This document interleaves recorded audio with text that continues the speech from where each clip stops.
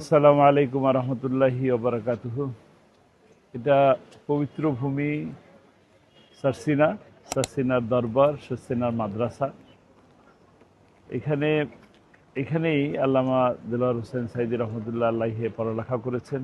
এখান থেকে শিক্ষা গ্রহণ করে, কোরআনের শিক্ষা, হাদিসের শিক্ষা গ্রহণ করে তিনি গোটা বাংলাদেশব্যাপী কোরআনের দাওয়াত, বাংলাদেশ সহ গোটা বিশ্বব্যাপী কোরআনের দাওয়াত তিনি পৌঁছে দিয়েছেন। আলহামদুলিল্লাহ, আল্লাহ তাআলা তার এই খেদমতকে কবুল করুন।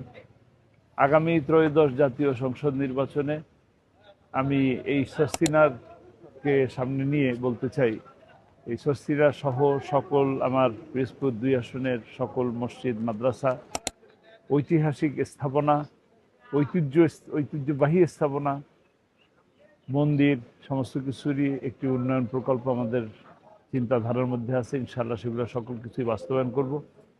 এবং এই শর্ষিনাকে কেন্দ্র করে, এই শর্ষিনাকে প্রবেশ পথে নদী আছে, নদীর ভাঙনও আছে।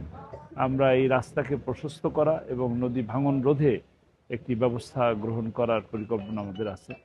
আমরা ইনশাআল্লাহ আগামী জাতীয় সংসদ নির্বাচনে দ্বীনি শিক্ষাকে মানুষের দ্বারে দ্বারে পৌঁছে দেওয়ার জন্য আমাদের পরিকল্পনা থাকবে। কারণ সমাজের ভিতর থেকে মানবিকতা, সততা এবং বিশেষ করে আল্লাহ ভীতিটা কমে যাচ্ছে। সেই জায়গা থেকে দ্বীনের শিক্ষা, ইসলামের শিক্ষা, মাদ্রাসা শিক্ষার যত বেশি সম্প্রসারণ করা যাবে, তত বেশি মানুষ মাদক থেকে, দুর্নীতি থেকে, চাঁদাবাজ থেকে, টেন্ডারবাজ থেকে মুক্ত থেকে একটি সুন্দর জীবন যাপন করার সুযোগ পাবে এবং দেশটা একটা সুন্দর দেশ হওয়ার সম্ভাবনা আছে। সকলকে ধন্যবাদ। আসসালামু আলাইকুম রহমতুল্লাহ।